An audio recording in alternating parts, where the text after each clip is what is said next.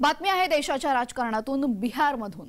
दुपारी राजीनामा आणि संध्याकाळी शपथ असं बिहारमध्ये घडलेलं आहे। नितीश कुमार यांनी मुख्यमंत्री पदाचा राजीनामा दुपारी दिला आणि आज संध्याकाळी 5 वाजता नितीश कुमार यांचा पुन्हा शपथविधी होणार आहे।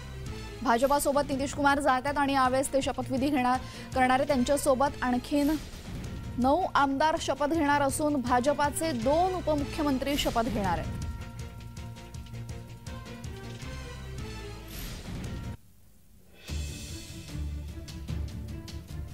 बिहारमध्ये राजकीय भूकंप आला। गेल्या काही दिवसांपासून चर्चा होतीच की नितीश कुमार हे विधानसभा बरखास्त करणार आहे। त्यानुसार आज दुपारी त्यांनी राजीनामा दिला आणि आज संध्याकाळी 5 वाजता भाजपासोबत जात त्यांचा शपथविधी पार पडणार आहे। ते मुख्यमंत्री तर भाजपाचे 2 उपमुख्यमंत्री आणि आणखीन 9 आमदार मंत्रिपदाची शपथ घेणार असल्याची माहिती समोर येते आहे।